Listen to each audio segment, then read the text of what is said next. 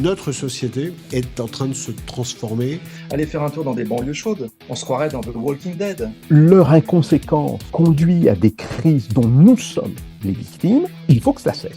La classe politique d'aujourd'hui, elle est collectivement responsable de la situation. Mais c'est extrêmement simple de rendre la parole au peuple. Là où c'est devenu un problème, c'est qu'on est devenu un peuple materné. La défense d'un pays passe aussi par la défense de la civilisation. Il y a un mépris d'une classe, d'une caste qui est totalement déconnectée de la réalité. Plutôt que de franciser la Corse, il s'agit de corsiser la France. Les hommes politiques, il n'y a rien de pire sont des gens qui n'ont rien à faire de la France. Beaucoup de nos concitoyens sont désabusés et ils n'y croient plus. On ne peut plus rien dire, on ne peut plus rien dire. Quand on est maastrichtien, on trahit le peuple, point, à la ligne, c'est tout, c'est pas compliqué.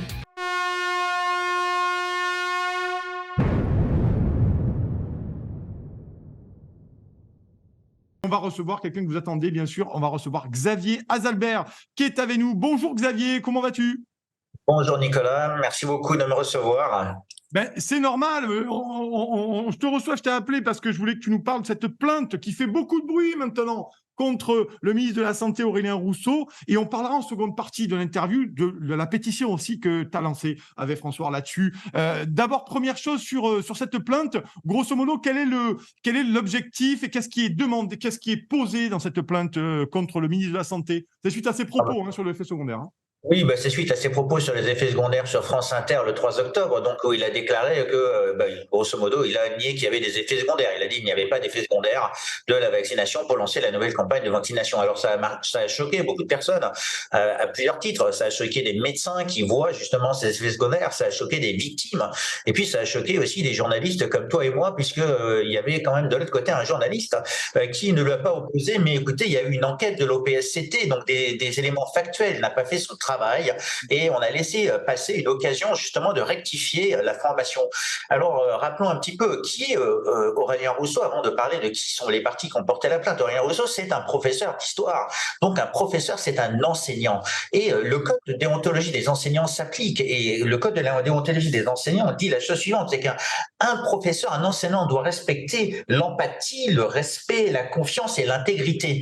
Et alors Aurélien Rousseau, en faisant ça, qu'est-ce qu'il fait ? Il ne fait rien, il ne respecte rien du tout. Il n'a pas d'empathie pour les victimes, il n'a pas de respect, on va dire, pour la profession en tant que telle. Il n'a pas d'intégrité, puisqu'il sait qu'il va à l'encontre des faits établis. Et finalement, comment peut-on avoir confiance en tant que Français dans quelqu'un qui ne respecte pas les capacités et ses fonctions primaires d'enseignant ? Alors c'était important de le rappeler, parce qu'il est toujours professeur aujourd'hui dans l'école des hautes études de sciences sociales. Donc quand on voit ça, aujourd'hui, quand un médecin va sur un plateau de télévision comme le professeur Perron, et on voit que l'ARCOM se statue en disant qu'il fallait qu'il ait un contradicteur, on peut se dire, est-ce que Aurélien Rousseau n'aurait pas dû avoir un contradicteur pour le reprendre sur ces éléments-là ? Et parfois les médecins ont eu des plaintes à l'ordre des médecins, et bien là on pourrait se poser la question de est-ce qu'on ne devrait pas avoir quelqu'un qui ne pourrait plus avoir le statut d'enseignant, parce que c'est pas possible de bafouer, on va dire, l'esprit de l'enseignant qui va faire tout ça. La plainte, elle a été portée par originalement le professeur Perron et moi-même. Oui. Alors pourquoi 2 personnes et pas une association ? Eh bien parce que les associations, il faut qu'elles aient l'intérêt à agir. Et elle vient hier d'y avoir une 2e plainte portée par des victimes. Alors le professeur Perron, il a non seulement il est professeur de médecine, mais le Conseil de l'ordre de discipline des médecins lui a reconnu le devoir de parler eu égard ses états de service. Et ça, c'est un véritable devoir. Toi et moi, en tant que journaliste, on s'impose la charte de Munich. On est vraiment cohésif avec cette charte de Munich. Et le devoir numéro 1, il dit qu'on doit dire la vérité, quoi qu'il nous en coûte. Et là, c'est pas le quoi qu'il nous en coûte d'Emmanuel Macron, c'est vraiment quoi qu'il nous en coûte. Et tu sais que tu en as payé le prix cher. Bon nombre de journalistes qui ont parlé en ont payé le prix cher. Quoi qu'il nous en coûte, on doit dire la vérité en vertu du droit du public de connaître cette vérité. Et c'est ce que nous avons fait.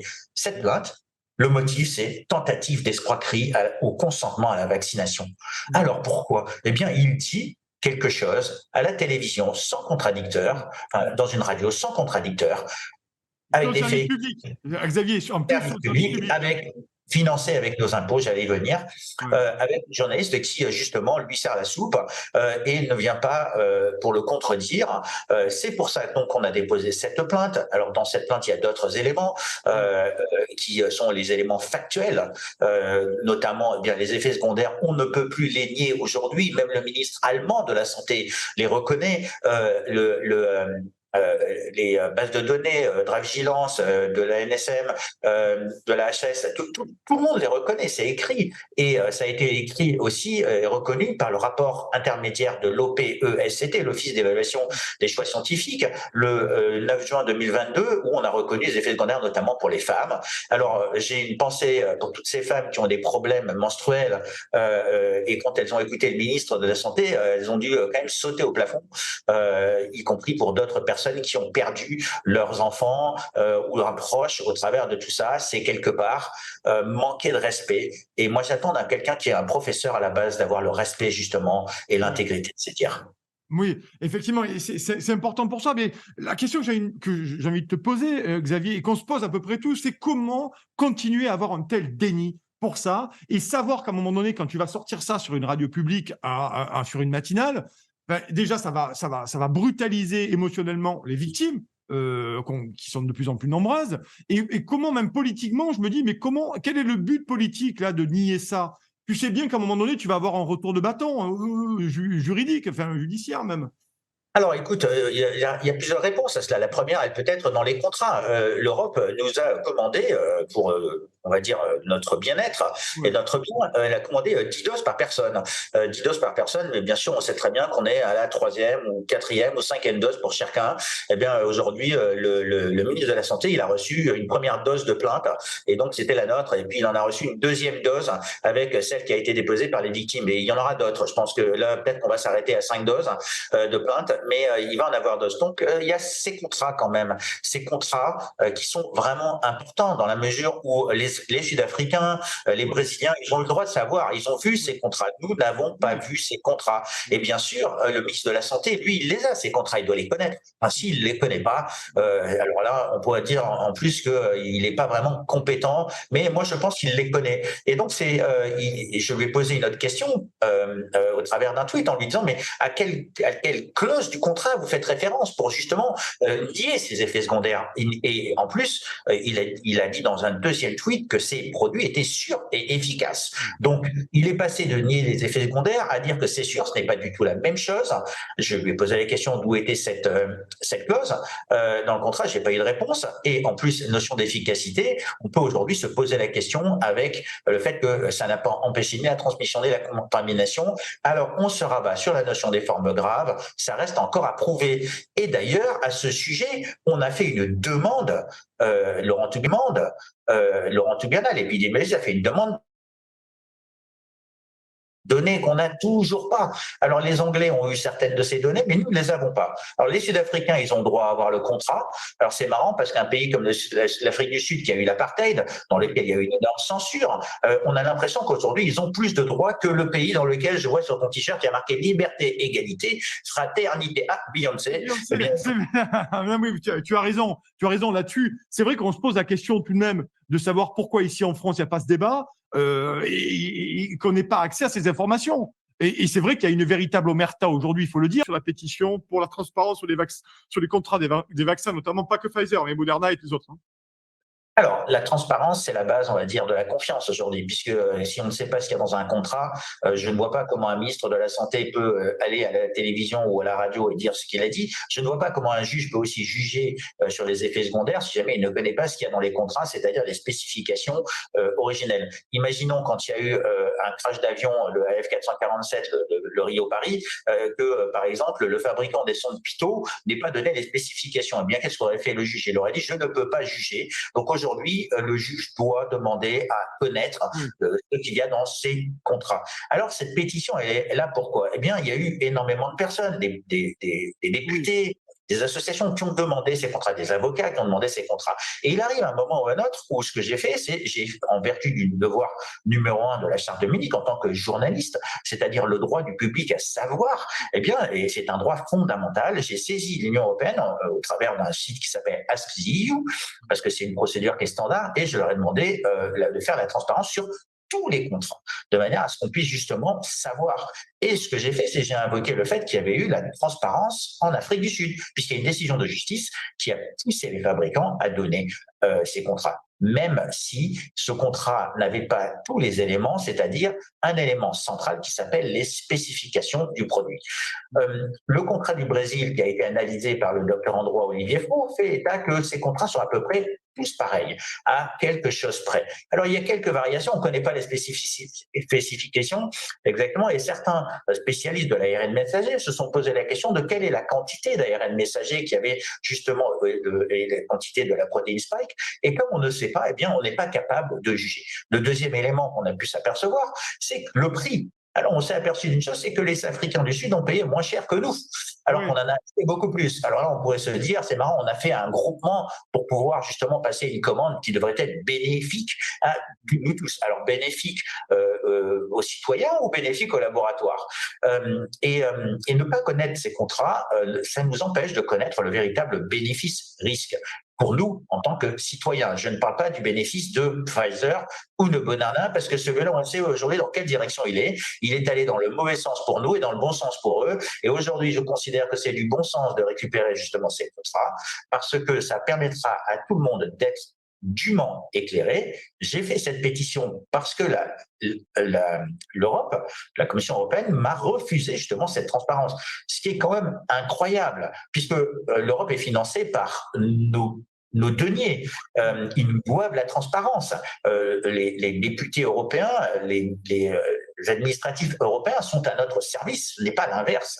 Et donc, on trouve toutes les raisons pour avoir cette opacité. Je considère que l'opacité n'est pas acceptable. Et alors, ce qu'il y a de plus incroyable, c'est qu'en plus, on essaye aujourd'hui de contrôler avec le DSA de Thierry Breton, on essaye de contrôler ce qui va se faire dire sur les plateformes, c'est-à-dire non seulement au nom de l'opacité, on fait cela, mais on essaye de contrôler ce degré d'opacité, alors que ce qu'on devrait faire, c'est prôner la transparence.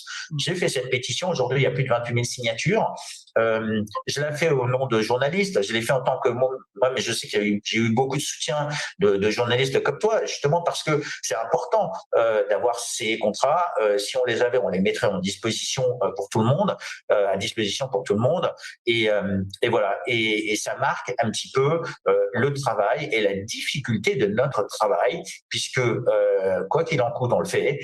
Aujourd'hui, évidemment, ça nous a coûté très cher, comme tu as dit, en procès en complotisme, mais je pense que à la limite, ces anathèmes, ces étiquettes, elles sont derrière nous. Les gens ne font plus confiance, et c'est ça qui me désole, c'est que quand on en arrive à ne plus avoir de confiance dans la parole publique, quand on en arrive à ne plus avoir confiance dans les médias, eh bien, on en arrive à quasiment une situation, on va dire en anglais on dit stalemate, c'est de blocage. Et heureusement qu'il y a des médias comme toi, comme Doxin, heureusement qu'il y a André Berkoff et d'autres personnes qui font justement ce travail pour restaurer la confiance et restaurer cette transparence. Mais en tout cas, mon cher Xavier, une dernière question. Où les gens, s'ils veulent la signer, si les toxinotes veulent la signer, cette pétition, il faut qu'ils aillent où pour la signer? Alors, il y a un site qui s'appelle Mes Opinions qui permet justement de mettre ces pétitions en ligne. Elle est là. Je pourrais t'envoyer le lien. On peut la remettre, si tu veux, en annexe. Je rappelle, ici, cette pétition, elle est faite au nom d'eux. C'est moi qui l'ai portée, mais je cherche pas spécialement à me faire connaître ni quoi que ce soit. Ce que je cherche à avoir, c'est la transparence pour tout le monde. S'il y a quelqu'un qui doit se dévouer pour le faire, eh bien, je l'ai fait. Et aussi, parce que je pense que c'est ce qu'a fait François jusqu'à présent, c'est de porter justement cette recherche d'information qui est le travail de base du journaliste, cette validation d'information. Et comme je je dis, ne connaissant pas ce qu'il y a dans les contrats, eh bien, en tant que journaliste, je ne peux pas faire mon travail. Donc, donnez-les-moi, que je puisse faire mon travail, que tu puisses faire ton travail et que le public puisse être dûment éclairé, qu'on puisse respecter toutes les victimes et qu'on puisse respecter justement la confiance, l'intégrité, le respect, chose que n'a pas fait notre ministre de la Santé, qui est par là même enseignant, comme je le dis, et étant moi-même fils d'enseignant et petit-fils d'enseignant, je sais ce que c'est et j'ai souvent entendu justement ce respect-là de la vérité, quoi qu'il en coûte. Ben, merci beaucoup, Xavier. En tout cas, à chaque fois qu'on nous traite de complotistes, c'est une légion d'honneur, sachez-le, chers amis. Merci beaucoup, Xavier Exalbert, président et directeur de France Soir, pour cet entretien. Merci d'avoir et merci pour ce travail de réinformation ou d'information de tout court.